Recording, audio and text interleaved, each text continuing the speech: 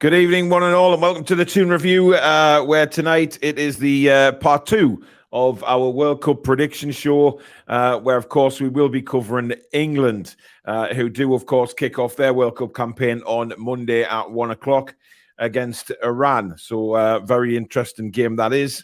But as usual, we've got the other 4 groups to cover today, which is, of course, Group A, Group B, Group C, and Group D. Now, we're going to do England's group last. Because obviously that's certainly more for us as fans talking points. We know we've got a lot of subscribers from Australia, so we'll be touching on them as well. And then, of course, Group A and C as well, which is going to be very interesting. If you haven't seen the first show, which was on Thursday night, I suggest you go back and watch it after this one. You'll get to see who we predicted to go through from the group. Now, as I said the other day, we're not predicting who are going to win the World Cup or anything like that here. We are just talking about the groups and who we think will be getting out of them. So it did spark a very good, interesting conversation on Thursday with E, F, G, and H. But it is time to turn our attentions to the other groups. So we'll just go through a few quick comments before we get cracking into the groups. Septa says, hello, Paul, Alex, Billy, and Danielle. I hope you're all having an amazing day. Keep up the good work. Love your shows. Cesare, of course, with the usual, basically adhere to the rules. Samsonite says, obviously biased, but Denmark are clear favourites to win Group D ahead of France, which they spanked twice in the Nations League. The stats give a misleading picture. France really got dominated in both games. Julie says, if you'd like to join our Toon Review family, please do. Super Chat's also available. Click the $sign. I think he was looking at my note sheet. Yeah. I fancy Denmark, to be honest. They're not a bad side. Up there once this evening, all with a cracking Saturday night, another TDR show.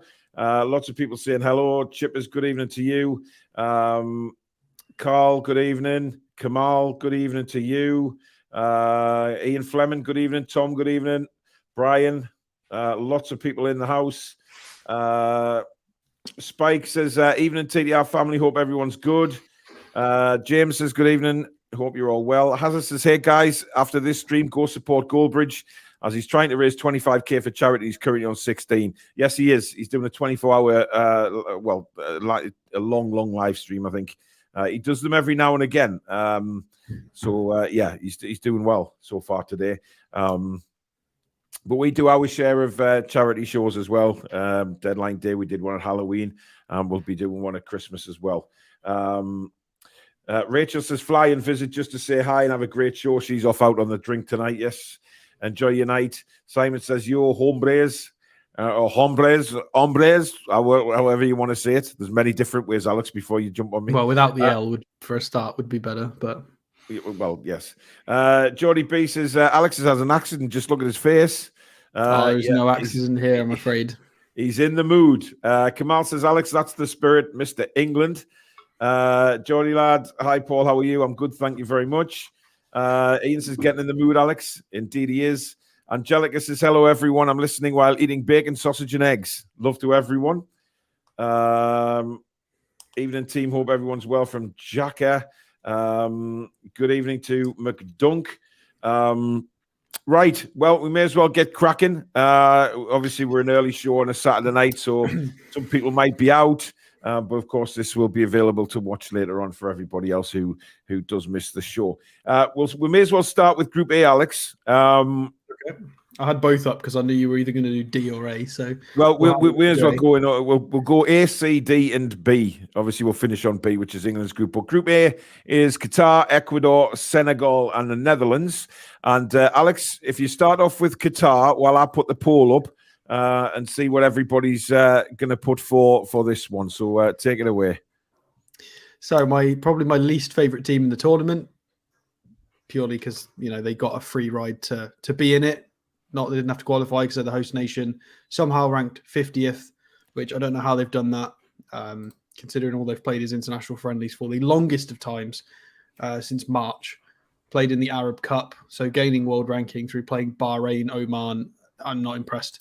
So I have to be somewhat politically correct, but Yeah. 13 of their squad come from Al Sadd, which is one of the top teams in Qatar in the Qatari league. Not really much else to say. Most people aren't likely to know anybody from any of the Qatari players. They don't typically play in a top league. One of the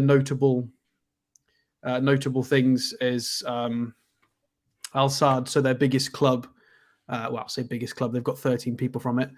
Is where Santi Cazorla currently plays, and also Andre Ayew is playing for that club. Of course, Andre Ayew is playing for Ghana. Yeah, he is. Yeah. So there's a few names playing in the Qatari league. They've managed to get there's the two. They managed to get the two out there, and that's really it. I can't see them doing particularly well. They're in a group with Ecuador, Senegal, and the Netherlands. Ecuador are no joke. They've got some good quality players, as we will touch on. Senegal equally have got some good players and always go deep in the AFCON. Very, very strong country. And the Netherlands is on another level. It's completely elite compared to Qatar. And I would be disappointed if they didn't come bottom of the group. Purely based on everything, especially I understand the whole alcohol thing is a controversial topic. But I think personally, being as they're still allowing it, if you're rich, if you can pay the £90,000 hospitality or direct, whatever it's called, it does stink a bit, doesn't it? So I don't particularly want them to do well. I want them to crash and burn and come fourth. And yeah, because they've done it essentially for publicity. So based on how it's gone about, I'd rather they just didn't get any and they just crashed out straight away. And I can't see them do it. If they get far, it'll be an upset. We've had this issue of the whole is it match fixing against Ecuador. So it's going to ruin the event yesterday, because whatever the scoreline, it's going to be marred with conversations about. Yeah, if Qatar win the game, if Qatar win the game, everyone's going to say, well, of course they're going to win the game because they bribed Ecuador. So it doesn't really matter, does it? Ruin the spectacle somewhat. Yeah, absolutely. But the players, I support the players who are out there.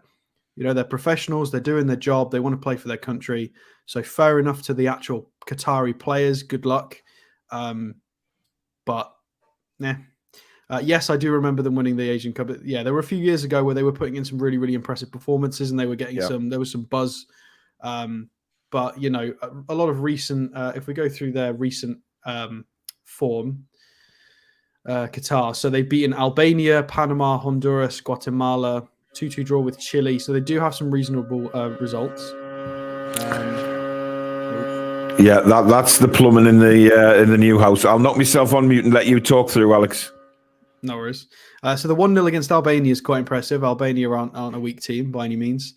And the 2-2 against Chile is impressive. So they've pulled off some reasonably good results. And this was in September and October, so not long ago at all. Losses to Canada and Croatia under 23s. Croatia obviously an elite country in football. So they are pulling some results out at international level. Results to suggest they could beat Ecuador. Definitely, they could beat them on merit for sure. It's possible. They've got the results here. They've got the squad. I can't see them beating Senegal or the Netherlands. I think I can't see anything but a third or a fourth place for the hosts, I'm afraid, unless they really pull something out of the bag. But good luck to the players. Of course, the players haven't done anything wrong, and I wish them the best. And the fans, of course. The fans just love the football. Yeah, absolutely. It is their first World Cup, of course, Qatar, I believe. So, well, yeah, but it stinks how they've actually got it. Oh, my God, Alex, did you paint that on yourself, or did your mum give you a hand? I did it myself. It's a bit wonky. It will do. You can tell it's the England flag. I don't see the problem. Simon says the heat could be a big factor in this competition, could really benefit the likes of Qatar. Yeah, there have been some videos floating around of some of the whiter nations absolutely gassed. Struggling. I've seen Wales and England struggling in the heat. Absolutely. It's very possible. The heat might play a very, very big part in this World Cup, which is why I'm still staggered. It's in Qatar, but you know what? That's by the by. We had the South Africa one. We're going to have one in there's going to be a bit in Mexico. It is what it is. Mexico 86. I remember. Fair ground for everybody. We also have World Cups in cold countries, so it's irrelevant. Right, the next team is Ecuador. Yeah. And by the way, guys, just before Alex goes through Ecuador, the poll is now pinned at the top of the comments. If you want to have a little bit of a take part in the show by letting us know who you think will win the group. So that's pinned now. Sorry, Alex, go on. Ecuador 44th in the rankings, so 6 more than Qatar. I like this team. They've of course got Moises Caicedo from Brighton in midfield, so an absolute monster. And again, I still feel like he's probably the only person in the Premier League who's really given Bruno a bad game. I think Bruno's only bad game was Brighton. And I don't think it was a bad game necessarily. I think Caicedo was just so good. He's going to be elite, 100% an elite standard player. He's incredible. So they are no pushover. They've got Ener Valencia from Fenerbahce up front, who was once of West Ham and Everton. They've got Jeremy Sarmiento from Brighton up front as well. And then Caicedo in midfield. A lot of players playing outside the big 5 leagues, a lot of players playing outside of Europe, a lot in South America, specifically in Ecuador. So they're not blessed with incredible depth. They have got Piero, how are we saying that in Ecuadorian Spanish? Hincapie. He's from Leverkusen, so he is a defender. You've also got Estupiñán from Brighton in there in the defensive lineup. So they do have some names. I'm not familiar with a lot of the ones that play in South America. I do recognize Diego Palacios, though, who's at is that LA? I think I've seen him before. So an interesting team. Palacios not used to play for Tottenham way back? I'm not sure this is the same guy. Is this the same guy? I'm not sure. Have a quick look. No, he's 23. He's Los Angeles FC, so it won't be him. No. Transfer history. It's taking too long to load. No. Oh, he started in Wilson Palacios, wasn't it? That was it Wilson his first? I'm sure he was Ecuadorian though. He was part of Stoke, wasn't he? So I like the team. I think they're one of those teams that I think could sneak out the group if they put in some good performances. Purely because they've got 3 or 4 players that could step up, and if they play again, we talked about you don't have to be incredible, but if you play with a bit of passion, discipline, structure, and you can get a few chances. It's not enough. This is why I don't like playing defensive football at international level. It's not enough to win a tournament, but it's enough to win some games, definitely. Enough to possibly get out of a group. That's why we always see some smaller teams get out of a group and shock people. So I think this is a team, I think they can beat Qatar potentially. And if they can get a sneaky upset against Senegal, they might sneak out the group. So I like Ecuador. Interesting team, definitely. They like a tackle as well. The very all the Ecuadorian sides over the past, the national sides have been very physical. They're not very good at scoring. No, which is what they lack in scoring, Alex. The makeup in brutality. Certainly in the last competition. Last loss was against Paraguay. Against Miggy's Paraguay in March. They haven't lost since then. But versus Iraq, 0-0. Versus Japan, 0-0. Versus Saudi Arabia, 0-0. Versus Cape Verde, 1-0. Mexico, 0-0. So it's discipline. This could very much be a 0-0 opener, by the way. You just never know. Chippers says, I see Lucas Aid have pulled out because of human rights. Left that very late. Yes, they did. But I don't know. I just wish they'd get on with the football now. I really do. Carl says we are playing a World Cup mid-season rather than at the end of a hard Premier League season. Our players should be well up for it. Yeah, but you can't take into account for the heat because it's a different heat. You can play in Europe and things like that and play in the heat over there, but this is different. This is intense. The humidity is intense. I think it's the fact that they've only had a few days to acclimatize to it as well. If they'd have had a month. Might have been a bit different. They've had 10 days? Mm-hmm. It's not a lot. Yep. Where's the crystal vapor Billy Trey? He's having a night off, Ian. Just putting his feet up. He got his son's over, so he's having a bit of time away today. What do you think about Sven Botman not going to the World Cup with Holland? Well, we'll come on to the Netherlands very soon. Yes, Foxy says Wilson Palacios was Honduran. I do apologize indeed. Cesare, hit them likes, hit the subscribe, and of course super chats if you want to donate to the show. Julie says she's got the Sash song stuck in her head now. Okay, not sure why, but there you go. Right, next team is Senegal, who I think possibly could be a little bit of a surprise package until Mane was ruled out. I think he's going to be a massive miss for them, Alex. Yeah, I think with Mane involved, I think they guarantee second in the group, possibly even an upset if they can get something against the Netherlands. I still think everything I said about Ecuador, I can say about Senegal and a bit more, because they've got a lot more balance, a lot more depth. They do have a lot of quality in the side. So regardless of Sadio Mane not being available, they've still got a lot of familiar faces, with Sarr from Watford up front. Yeah, they do have Bamba Dieng, who we were linked with in the January transfer window, I believe, or possibly the summer. I can't remember which one now. All the transfer windows blurring together. But Bamba Dieng, we had a brief look at, and he's a good talent. They've also got NDA, I can't remember how to say that, NDI from Sheffield United, who we have seen once upon a time. Midfield is fairly competent with Idrissa Gueye from Everton, is an experienced midfielder, played a lot of Premier League football, played for PSG. They've also got Mendy from Leicester in midfield. They've got, I don't know how to say his name. It's something Sarr from Spurs, who doesn't really play much. I think he's got some minutes this season. And my SofaScore's decided to refresh itself as I'm reading out. Lovely.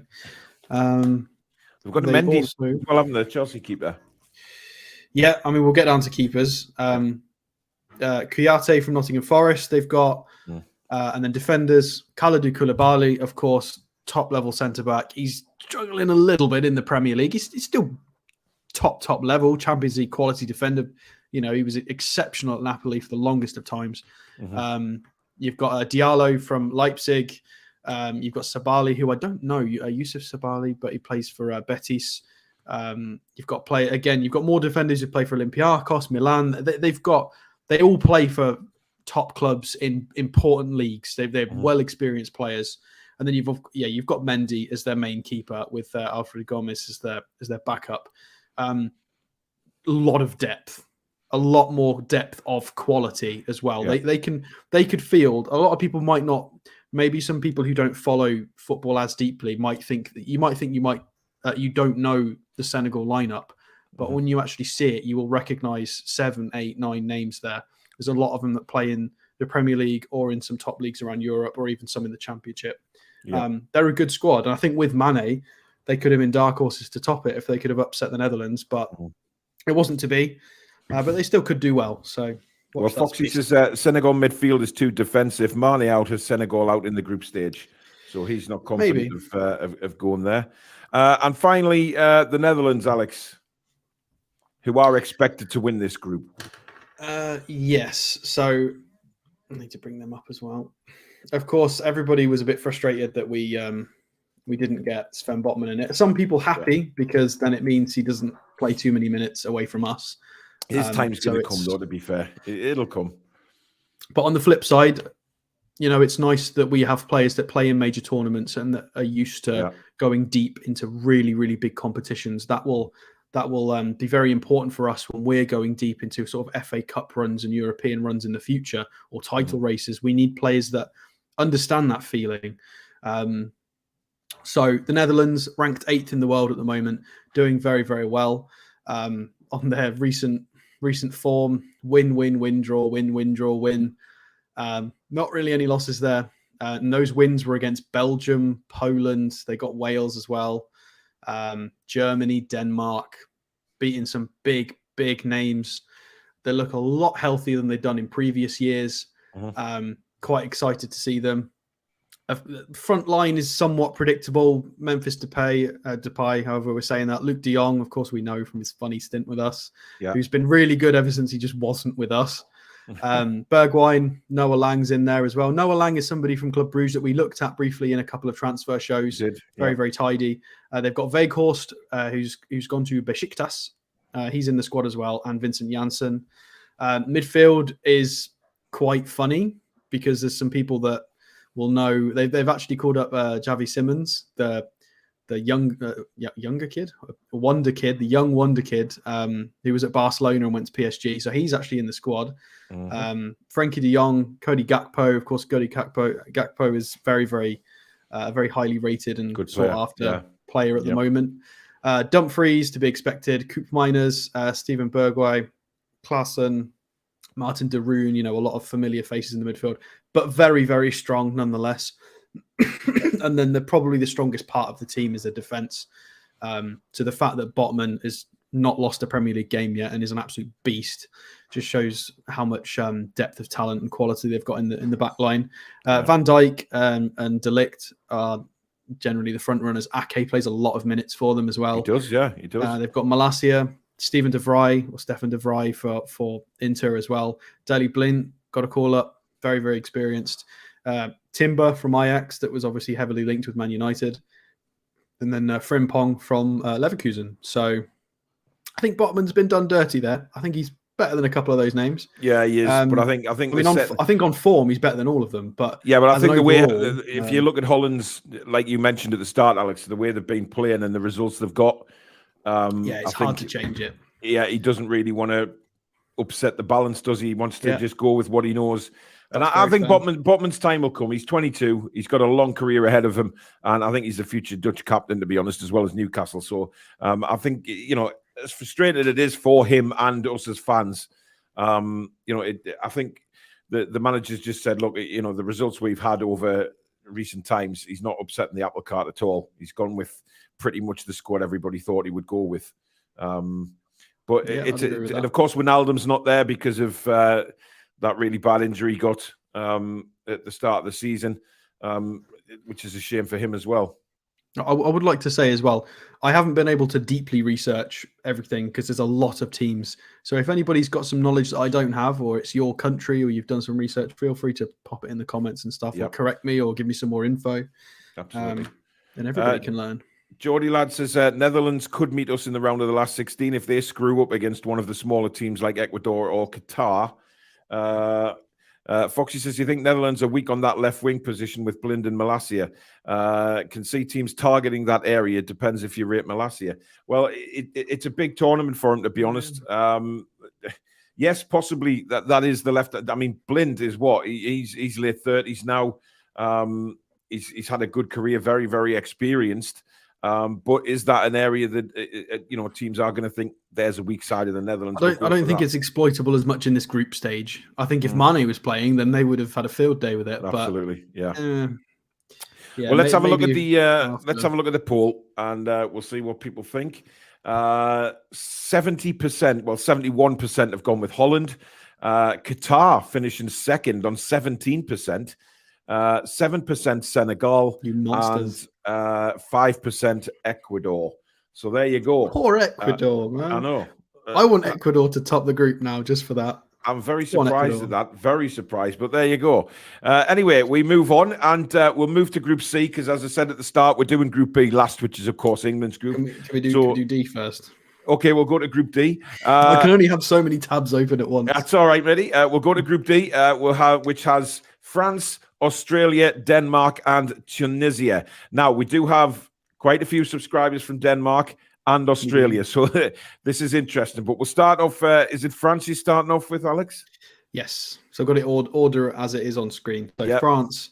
Right. So just to show you how ridiculous their squad is, fair enough, their recent form's not been incredible. They have lost to certain teams they possibly shouldn't really be losing to. Sorry, Denmark. But if all right, I'm going to read you a list. These are players that aren't in the squad: Pogba, Kante, Fekir, Dimitri Payet, Ben Yedder. Bearing in mind, Ben Yedder, the only person who scored more than Ben Yedder in Ligue 1 since he joined his club is Mbappe, but he's not in the squad. Madness. Also, Martial, Ferland Mendy from Real Madrid, Kimpembe, Fofana, Mukiele. None of them made the squad. None of them. That squad is stacked beyond belief. It is outrageous. But I will mention that recent form.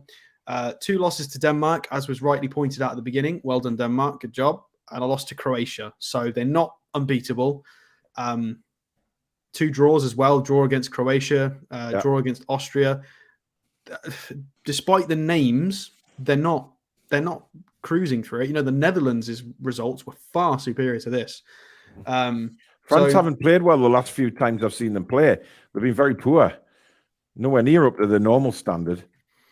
We'll go through the names nonetheless. So forward, it's just, I don't want to read this. It's filthy. Right, Mbappe, Benzema, Ousmane Dembele, Griezmann, Nkunku, Olivier Giroud, and Marcus Thuram, who of course got in after somebody dropped out injured. I can't remember who it was. Somebody important, I think. Midfield, again, equally filthy with Camavinga and Tchouaméni, both Real Madrid. Kingsley Coman, Adrien Rabiot, Guendouzi, Veretout, and Youssef Fofana is in there from Monaco as well. And then defenders, you've got, is Varane in there? Is he recovered in time? Oh, possibly has. Varane, Jules Koundé, Theo Hernandez, Upamecano. You've got Kanate from Liverpool, Saliba from Arsenal, Benjamin Pavard, Lucas Hernandez, Axel Disasi from Monaco, who I've not seen play yet. And Hugo Lloris, of course, in goal. Mm-hmm. Alfonso Areola is their backup, who, of course, we did look at before we got Nick Pope, that we know in transfer shows. Yep. And Steve Mandanda as well, who is very competent. So absolutely stacked. Of course, that front line, Nkunku is probably one of the best attackers in the Bundesliga. Giroud is one of the best attackers in Serie A. Benzema is probably the best attacker in La Liga. Mbappe is the best attacker in Ligue 1, one of the best.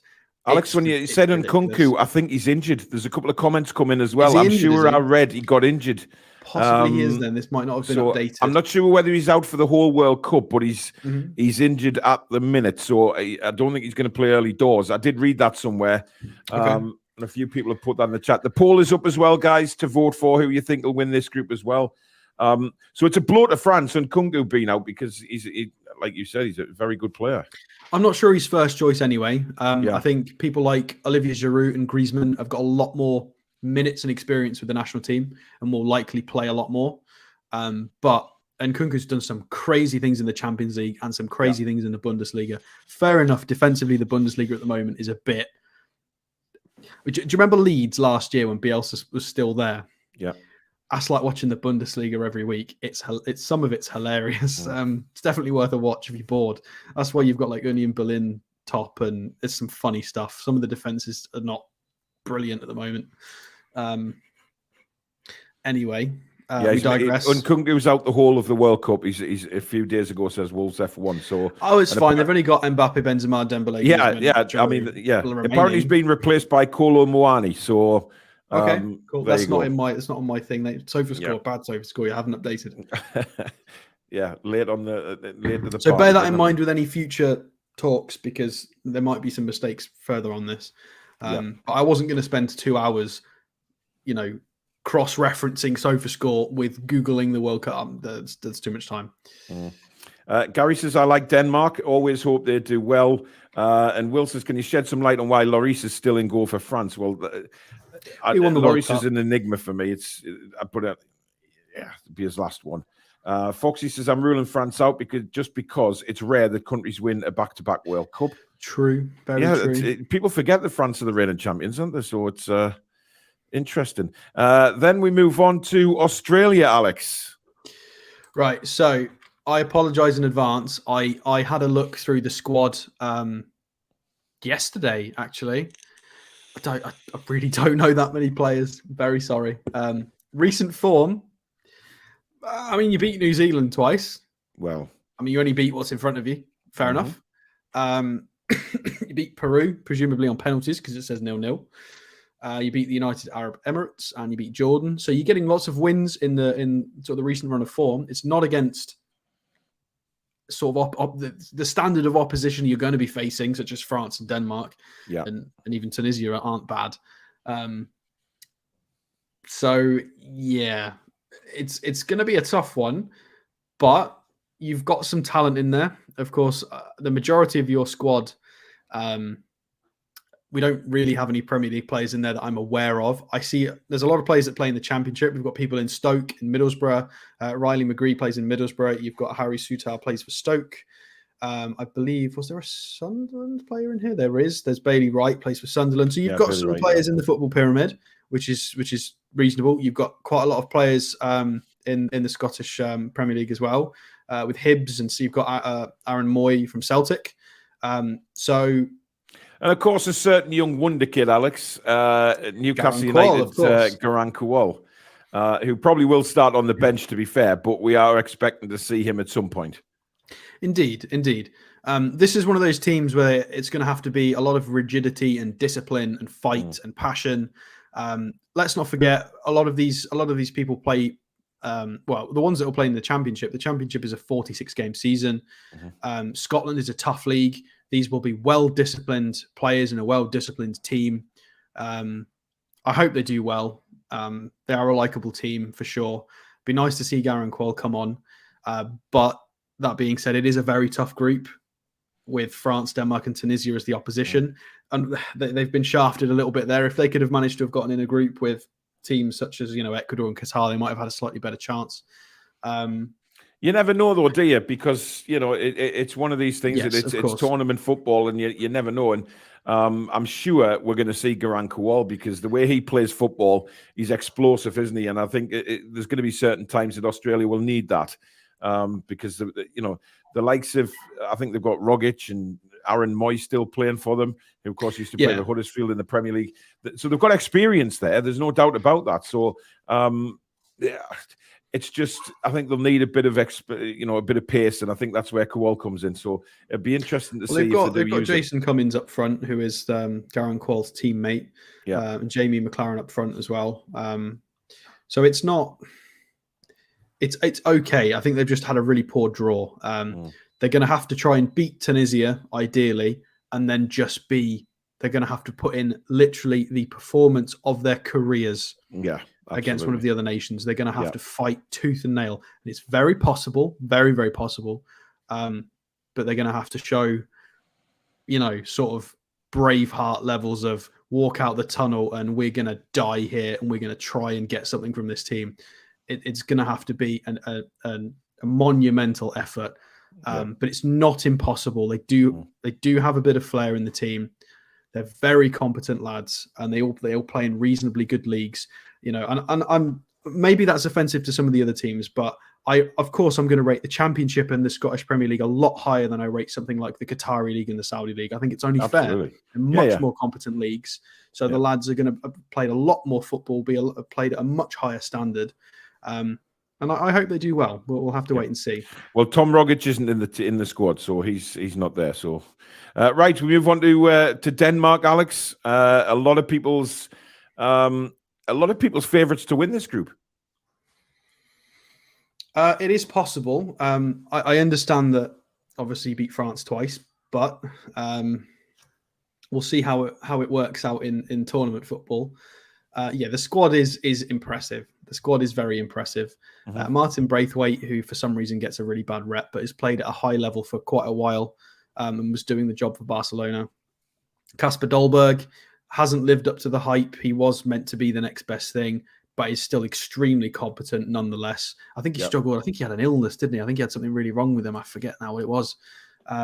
Still very, very competent, plays for Sevilla at the moment. Andreas Skov Olsen for, is that Bruges? I think it's Bruges. He's been talked about by a lot of people in the last few weeks. So we'll see how he does. He's seems to be everybody's one to watch for Denmark. Yusuf Poulsen seems to have fallen off the radar a little bit, but was a very important forward for Leipzig and is a very, very good player.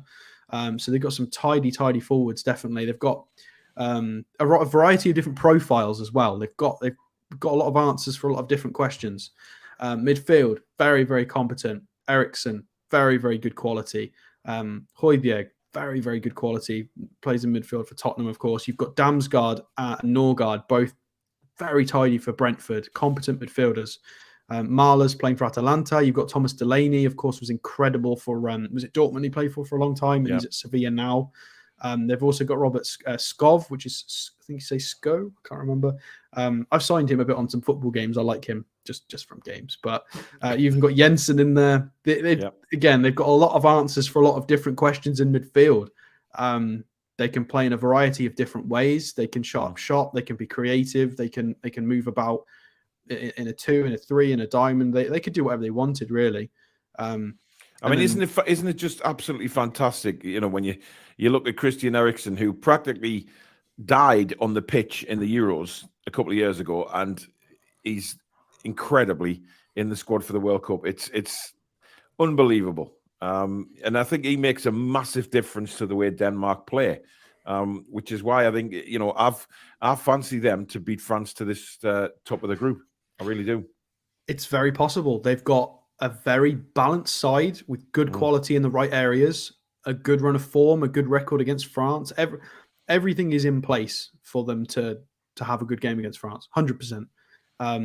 It's not a case of, you know, 2 or 3 years ago, you'd have said, yeah, France will walk it. But no, absolutely no way. Denmark have earned the right to be as good as they are. They've got the players. They've got the results. They did well in the last few tournaments. Anyway, defense. We won't forget about the defense. Andreas Christensen went to Barcelona from Chelsea. We know he's very good. He was doing it at a good level for Chelsea for a long time.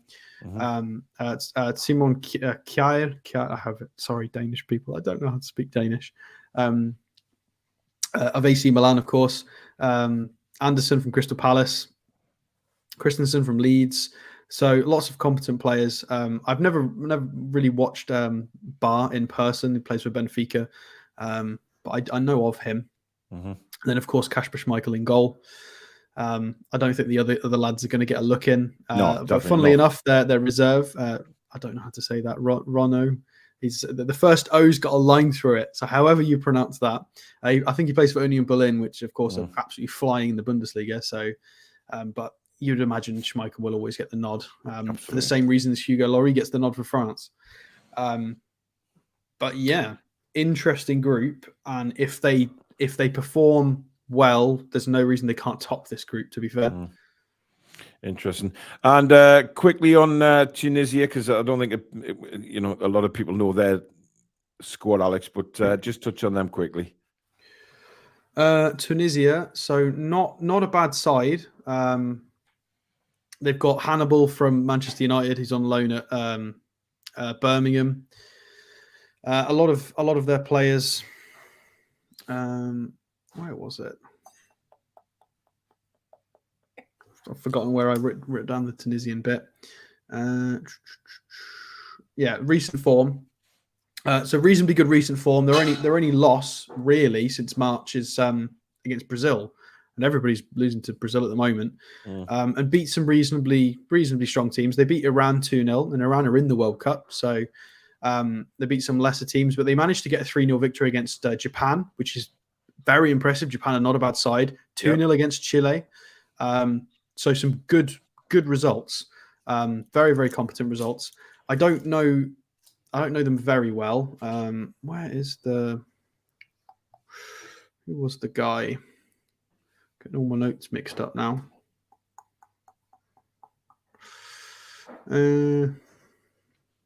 I've completely lost him. Never mind. I don't really know anybody from the Tunisian teams, unfortunately.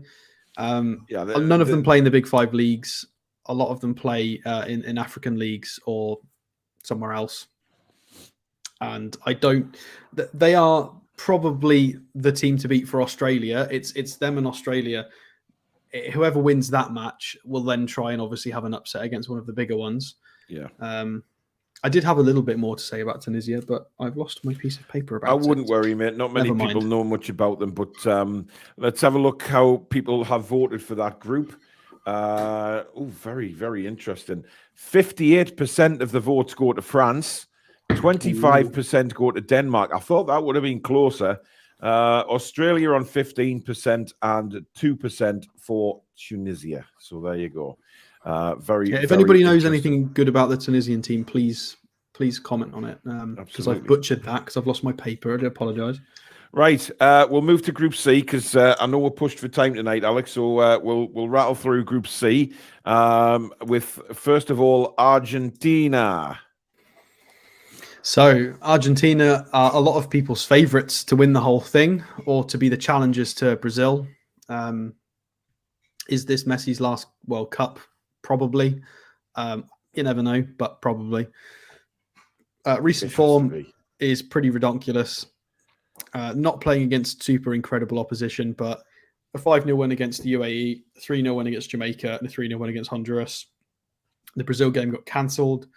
Wins against Italy and Estonia. So we know Argentina are good. There's no secret there. We all know they're a good team. Yeah. How's it changed from recent tournaments? Well, it has changed a little bit. You've got Julian Alvarez from Man City's made it into the squad, which is nice to see. Messi, Paulo Dybala, who's now at Roma instead of Juventus. Di Maria is in there as well. Lautaro Martinez from Inter. You've got Joaquin Correa from Inter as well. And Nicolas Gonzalez from Fiorentina has made it in. Midfield, Rodrigo de Paul from Atletico Madrid. You've got Paredes, Enzo Fernandez from Benfica, Gomez from Sevilla, Alexis McAllister from Brighton, which warrants his place. He's had an incredible season so far. I remember, like, what was it? So 18 months ago, I remember seeing McAllister getting minutes ahead of Messi. I was like, what?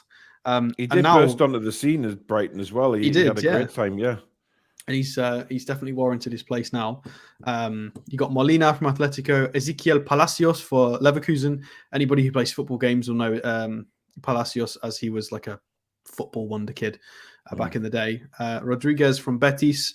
And then defenders, we've got the player that everybody who is a red Manchester fan for some reason thinks is the next best thing since sliced bread, which is Lisandro Martinez.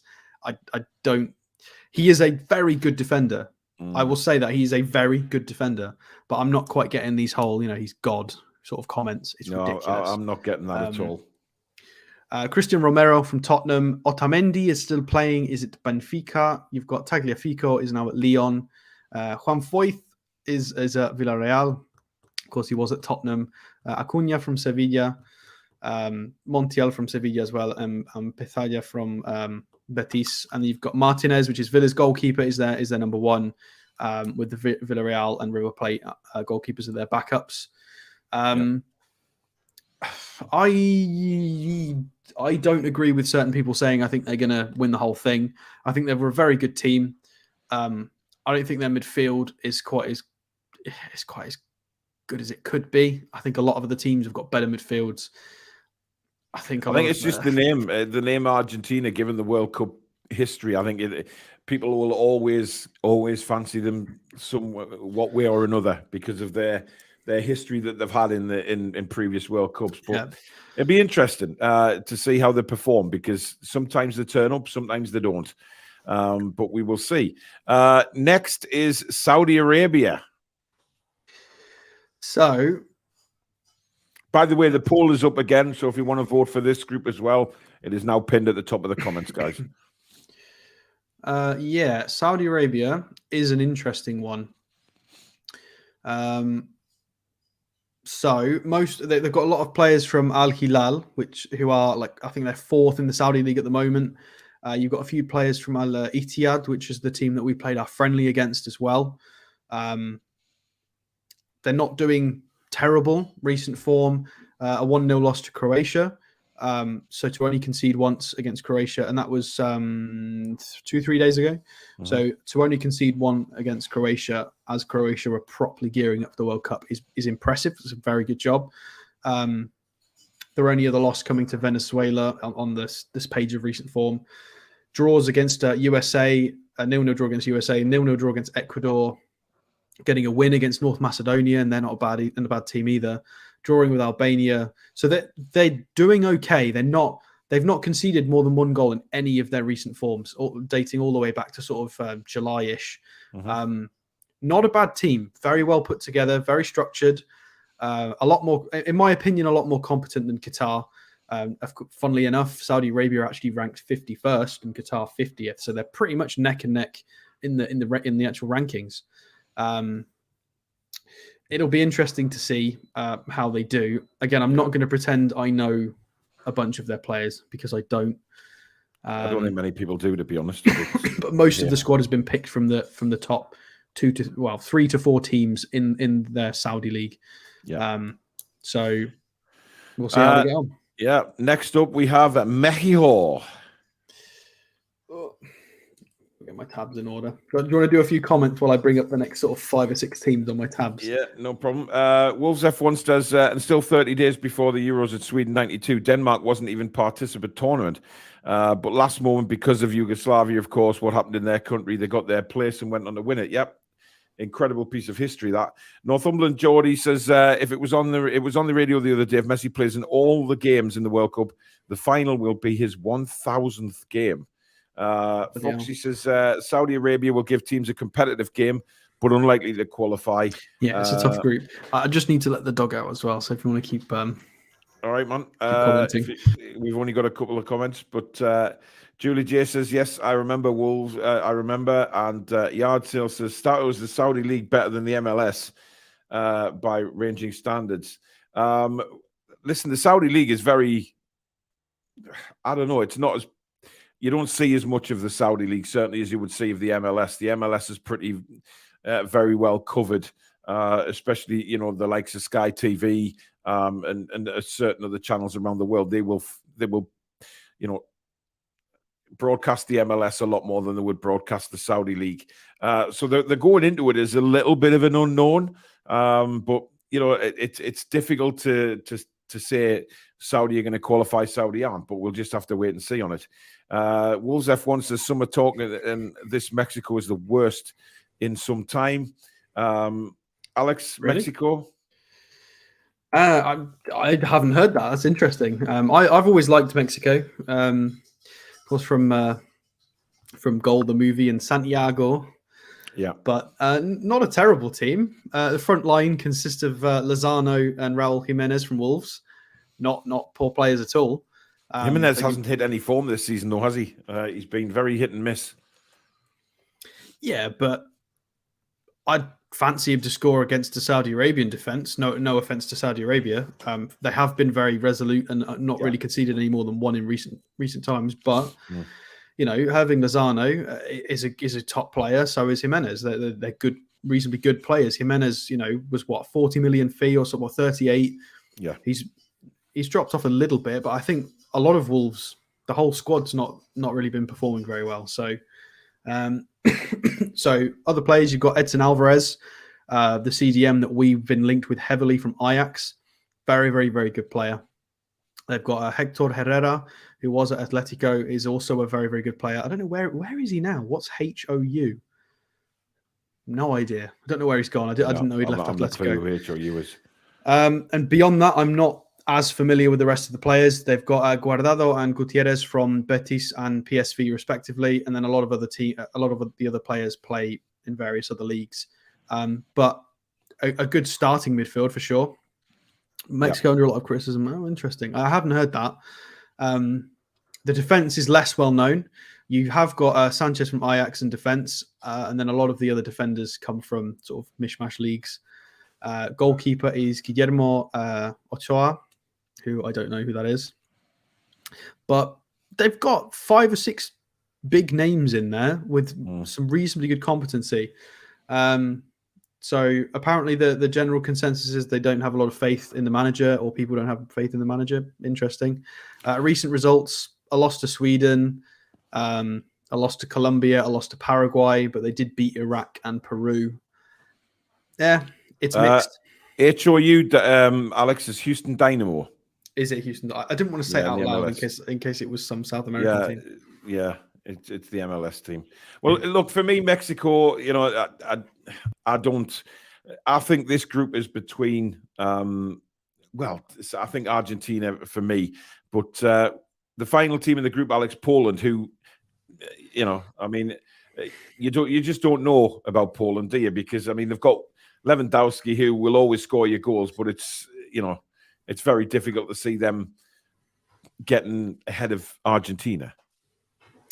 Yeah, so Poland is a funny one. I obviously have a personal affinity for them, having lived there. I am a huge... I detest some of the players still playing in that lineup. I think Grzegorz Krychowiak in midfield is atrocious, and he should have been dropped from that national team 3 or 4 years ago. He is absolute dog water. He's useless. He still wears the number 10 shirt. He is the reason why the majority of goals are conceded. I don't care if he pops up at the back post occasionally and scores from a corner. He is woeful.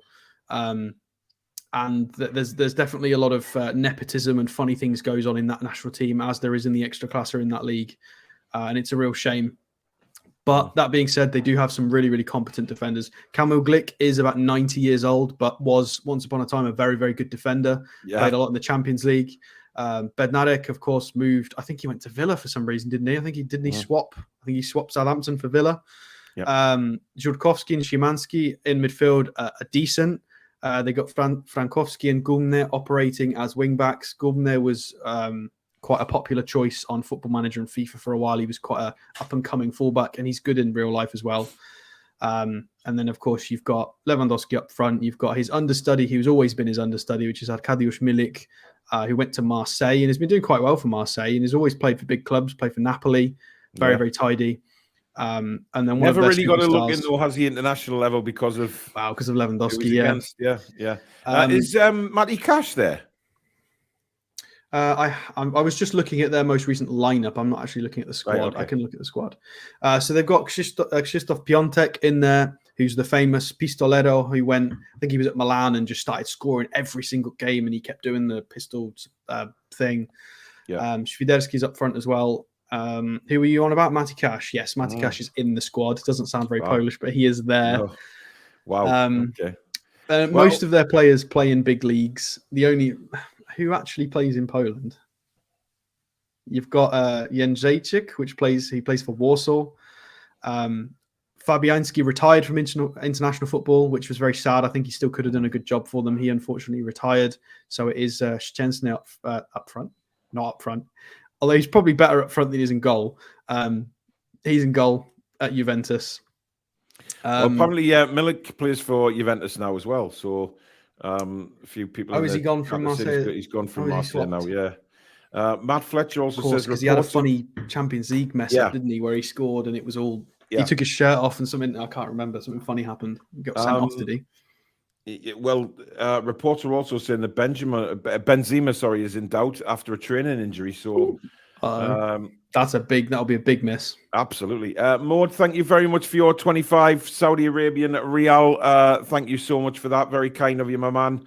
And hope everything's fantastic out there in Saudi Arabia for you. Right, let's get a result of the poll for this group then. Not as big as I thought, but as well. God. He played for Hull once upon a time. Oh dear. Argentina, 75% of the votes. Saudi Arabia are second with 17%. Mexico third on 5%, and Poland at the bottom on 4%. So I think you lot are smoking something today. Wow. Saudi Arabia to finish runners-up in the group. That is extremely interesting. Anyway, I wonder if there's any NUFC influence on that poll. Well, there could maybe. You never know, do you? But there you go. Anyway, it is now time for the final group of our prediction shows, and it is Group B, which sees England, Iran, USA, and Wales. Alex, who are we starting with? We'll do England last, shall we? Why not? Yeah. We'll start with Iran because I know Roy wants to hear about Iran. He certainly does. So I have a little look. Ranked 20th, which, if you ask people in the street what ranking you thought Iran would have, I doubt anybody would. Iran at 20th in the world? FIFA 20. Yeah, that's what it says on SofaScore. So unless that's wrong. Recent form is mixed with losses to Tunisia and Algeria, but they did beat Uruguay, which is their standout recent result, and beat it. And it was a good Uruguay team that they beat as well. That Uruguay team had got Bentancur, Valverde, Nunez, Suarez all on the pitch. So well done, Iran. That was a cracking result there. Not a bad team either in terms of where all the players play and what level they're all playing at. You've got Taremi up front, plays for Porto. Of course, everybody's favourite or Roy's favourite, Azmoun, who he talks about, plays for Leverkusen, is a good player. He's a very good player. He's probably the best for me out of that team. And then you've got players. Gordos plays for Brentford. Jahan Bakash. I can't say these things. I don't speak Persian. Sorry. plays for Feyenoord. So reasonably good pedigree. You've got a lot of players playing in Greece or in Croatia, but for the better teams in those respective countries. So like Athens and Dinamo Zagreb and places such as that. Not a bad team. Not a bad team. Not the best, but I would say they're probably one of the more stronger Middle Eastern teams for sure. Yeah. And you never know.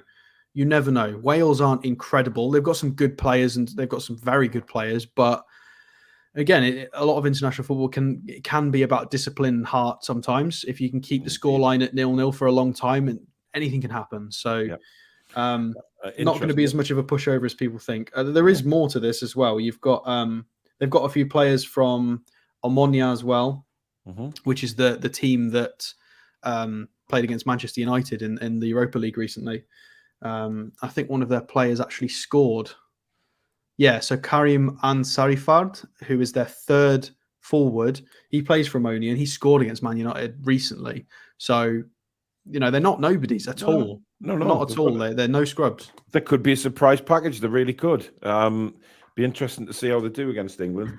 The poll is up again for this group, guys. If you want to go and vote for your favourites in this group, Cesare says Iranians speak Farsi. I'm not sure. Yes, Farsi. Persian, Farsi. I couldn't speak any of it anyway. I know a couple of Iranian people, and they always love to call themselves Persian. So yes, well, Roy definitely calls himself the Persian Prince, doesn't he? So the Persian love machine, Mr. Kaviani. Right. How about the USA, Alex? How about them? Well, not many are fancying them. I will skip this one. It's fine. No. All right. So ranked 16th in the world. I don't understand that. That is balmy. The United States of America land. They boast, of course, Christian Pulisic up front, Timothy Weah for Lille, who is good, Josh Sargent, who was for the longest time a meme at Norwich and then started playing really well. So fair play to him. Reina for Dortmund is one of their shining lights. He's supposed to be the next big thing. He is a very good player. Fair enough. Weston McKennie for Juventus is again very competent. Brendan Aronson for Leeds is doing very, very well this season. Weston McKennie's a fabulous player. He is a good player. He's a really good player. Tyler Adams for Leeds as well. Decent. So they've got names in that midfield. They've got players and names. They can play football and their names. Sometimes the big names don't necessarily mean anything, but these players have all been playing reasonably well recently or beyond that.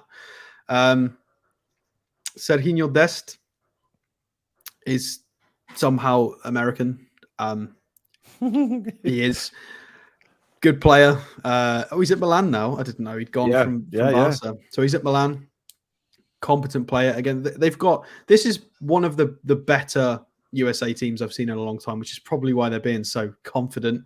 I hate to see what the chat would be saying. Well, now. Some of the Americans don't really fancy them. Certainly speaking to Jimmy about it, he wasn't too confident, but it's the manager, I think, that they don't have any faith in. And Ricard Anderson, thank you very much for your 100 Swedish krona.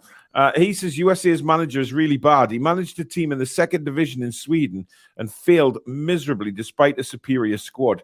Besides that, he has only coached one team from the MLS, and he's going for Wales to finish second in the group. So it's the manager that they really don't have any faith in. Well, I'll listen to them because I'm not familiar with the manager. We know with England, I think there's a lot of us in agreement that if we played a different style of football and had a bit more urgency about us, we all think England could be stronger than we currently are. So it's definitely fair enough that the manager makes a huge difference to a squad, especially depending on the quality of that squad. They can. We've seen it at club level with Newcastle. You can see the differences. Yeah. So international football can be the same. You can get so much more out of a team. So they've still got a lot of them. They've got more competent defenders that we will know. Of course, they do have Yedlin. DeAndre Yedlin has been called up. They've got Cameron Carter-Vickers at Celtic, who we most people will be aware of. Tim Ream at Fulham. They've got Scally, who plays for Mönchengladbach. Anthony Robinson from Fulham. So, Zimmerman's there as well. Matt Turner, who is a reserve goalkeeper for Arsenal, is he there? I think he's their number one at the moment. Correct me if I'm wrong. I think he is. They've also got Horvath, who plays for Luton. and Sean Johnson, who's at New York City. But they have some good names in that squad, to be fair. It's strange that people aren't super confident, but that's probably in the last decade, that's the strongest squad I've seen you have. So, well, Iran against the USA is going to be a very interesting game because there's certainly no love lost between those two countries. So they're both may not be bad. very interesting. They're both not bad at all. They're both similarly rated as well, with Iran 20th and USA 16th. So, but I think, given on the political side of things, they hate each other. So it's interesting. Right. Just quickly, Wales, Alex, before we finish on England. Wales. Okay. So this is a funny group. Of course, it's hard to not have bias in this group when discussing it, because obviously England's in it, and as you can see by my cheeks, it's who I want to win the group. So yeah. All right. Important points that people may not know. Kiefer Moore, the Bournemouth striker, is Welsh. He's the one who's been in really good form recently. Yep. So they've got him. They have access to Brennan Johnson from Forest, who is a good player. Dan James as well, who's at Fulham, has I think he scored the other day, didn't he? I think he did very well against Manchester United. I think it was flatters to deceive a bit him, though, Dan James. He's but international football there, definitely.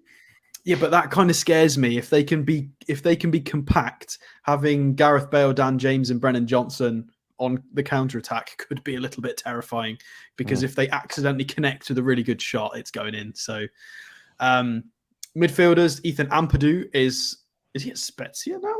Oh, okay, interesting. And he's cut all of his hair off. But Ethan Ampadu is listed as a midfielder now, so obviously he's not centre-back. Aaron Ramsey is in the squad, which is to be expected, and he is now at Nice, for anybody who didn't know. Yeah, Joe Allen is still in the squad. God knows how old he is now. Defenders that people will know, Nico Williams from Forest is in there. Chris Mentham from Bournemouth. They've got Connor Roberts from Burnley. Joe Rodon is at Stade Rennais. Interesting. Very weird. They've also got Danny Ward as their goalkeeper, who is doing very well for Leicester. Had a shocking start, but is now doing really, really well. Yeah, he's turned it around, and credit to him, because he took a lot of flack early on in the season, and he has really, really impressed the last few games, coinciding with Leicester's sort of turnaround in form, really, hasn't it? They've started picking up points. I forgot to say Harry Wilson. Sorry, guys. Yeah, Harry Wilson as well for the Welsh in the chat. I think this is just testament to how much more advanced we're getting in football. If we'd have done this show 10 years ago, there's a lot of these teams where we would have just said, no chance. Whereas now, there's so much more access to technology, nutrition, training, just knowledge in general. The gap between elite and less elite is closing. It is. Teams are getting better. Players are getting better. Well, I've just seen a comment saying that Group B is the only group in this World Cup with all 4 teams inside the top 20. So that's interesting stat, that is. It's not going to be I don't think it's going to be the real walkover. That England just turn up and win. I don't think it's going to be very. Wales are ranked 19th. Oh God, I forgot to do their recent form. Oh dear, that's shocking.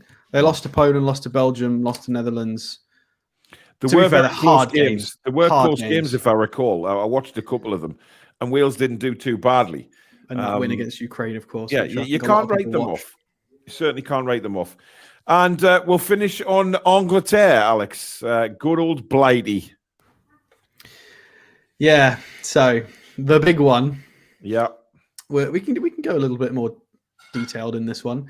26.4 years average age of this squad, which is theoretically kind of around peak age. Oh God. Sorry, I just seen that our highest rated player for the Nations League was Connor Cody. That's woeful. So recent form. Yeah. Wow. Okay. Recent form is absolutely atrocious, disgraceful for somebody ranked 5th in the world currently, with a draw to Germany, a loss to Italy, a loss to Hungary, a draw to Italy, a draw to Germany, a loss to Hungary. So that's draw, loss, draw, loss. Shocking. We've lost Paul. The Connor Cody comment must have thrown him a little bit. It's fine. We're on England. We can keep going. So Hungary. So they beat we beat Ivory Coast, and and we beat Switzerland. But beyond that, it's been a lot of losses and draws since then. It's not been very, very good. So we need to start. We're not in good form going into this. The only sort of, I guess, silver lining is against Germany. We pulled our finger out for 20, 25 minutes in the second half. We started pressing. We started being more aggressive. And we scored 3 goals against a very good Germany side. So when we want to, we can be a very good team. I just think, similarly with the USA, we've just got the wrong manager for this. Yeah, I was just going to say that. I think that we're very similar to America, where we're thinking, right, it's the manager that's going to do us wrong for this because of his negativity. Indeed. I'm truly of the belief that I think we are top 5 in the world if we play an attacking system and we get a bit of we get minutes playing in an aggressive style. I think similarly to how we're playing at NUFC. I think there's no reason that wouldn't work for England, albeit not having access to the players very often. But right, so we'll go through the squad. Of course, we've got Harry Kane up front. I don't know why they've put all these midfielders in the forward line. I'm not reading it that way. I'm not doing it. So out-and-out strikers are Harry Kane, and then Callum Wilson is most likely the backup, unless he wants to fiddle around and put Marcus Rashford up front. But those are the 2 general out-and-out strikers. They've got Mason Mount, Sterling, Phil Foden, and Grealish, which have all been put in the forward line. Yeah, wingers theoretically. And then midfield is down as Rashford, Saka, Jude Bellingham, James Maddison, Jordan Henderson, Conor Gallagher, which I feel was he's quite a lucky boy to be included in that squad, and not enough has been spoken about of that. He's a great talent, a good player, as we saw recently, but that's, interesting. Declan Rice and Calvin Phillips, who, in my opinion, should not be in that squad. He's a good player, fair enough. Hasn't played any football, shouldn't be in the squad. He hasn't. Ridiculous. It's bizarre. And Jordan Henderson's not been having the greatest time either. Defense, Trent Alexander-Arnold, purely because there's 19 right-backs injured. Harry Maguire, Luke Shaw, Kyle Walker, Kieran Trippier, John Stones, Ben White, Eric Dyer, and I'm not saying his name. Could it be Conor Cody you're missing out there by any chance? Maybe, possibly. Might just be. Disgraceful, Alex. And then keepers, I'm going to say them in the best order. Pope, Ramsdale, and Pickford.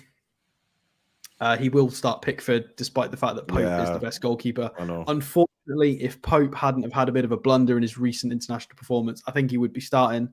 But now I think because of that, Pickford's just going to be the safe choice. He would just be the safe choice. So, we have the option here to be, I think generally it's going to be a 4-3-3 or a 4-2-3-1 against the weaker teams where we think we're going to dominate the ball and we can be aggressive. And then I think if Southgate's got any doubt in his mind, back 5 straight away with potentially Bellingham and Rice as the double pivot. But I would like us to see some more aggressive formations, because then you could see Maddison or Gallagher be the 10. Yeah. And it would be really, really nice and creative and interesting. I hope to see Callum Wilson get some minutes as well. That'd be really nice. Fingers crossed, if we can win our first 2 games, Wilson could play the 3rd, and it'd be great to see him at the World Cup. It would be, he's worked so hard, and I think he deserves it. Just fingers crossed he doesn't get injured.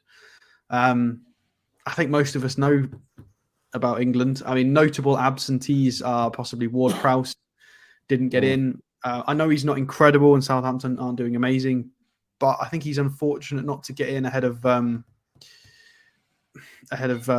Conor Gallagher. I think who's having the better season right now between Ward-Prowse, Henderson, and Conor Gallagher. It's I don't tough, think there's really, much in the 3 of them, to be fair. None of them have really been standout this season. But yeah, I think him leaving Tomori out pretty much confirms a back 4 against strong teams is not in his plan. I could be wrong. If he plays a back 4 against a big team, then I will eat my words. But I think he's deliberately taking the right squad to set up as a back 5 against difficult teams. And I don't think that's how you win international tournaments. So we might do better than some people think. I don't think we're going to be as bad as we've been recently. I think we'll be all right. But I don't think we're going to go as deep as we've done in previous tournaments, unfortunately. Yeah. But I will support them none the way. And every stream, I will announce this. Paul doesn't know this. Every stream, I will be having England flags on my face until we get knocked out. Hey, look, the more that, we all said, the World Cup, but once it starts, people get into it, don't they? It's just, when that England game kicks off, it's a strange time to kick off 1 o'clock on a Monday, but you'll be able to listen to a live watch-along right here on the Toon Review. We are doing a lot of watch-alongs over the World Cup as well between me and Billy, so it should be some Fantastic stuff. But that is it for the World Cup predictions, guys. Thank you so much for joining us on this early Saturday evening. We really, really do appreciate it. Tomorrow, of course, we're over on the Loaded channel, and I believe it's 8 o'clock. But just keep an eye on their socials, and they will let you know if there's any news to bring out. Obviously, I'll do a video, whether it be Newcastle, England, whatever it may be, World Cup stories, who knows what it might be. But thank you very much for joining us. Thank you to Alex for your company this evening, and we will see you very soon. Keep an eye on the channel, guys, or our socials for all of the shows that will be coming up over the World Cup. And if you have enjoyed this one, before you go, don't forget to hit the like button, guys, and subscribe if you're new to the channel. Come and be part of the community, and don't forget to hit the notification bell, which will tell you when we go live or we upload. But thank you very much for watching. We will see you very soon, guys. Enjoy the rest of your weekend, and have a blast. Take care. Come on, England! Come on, England!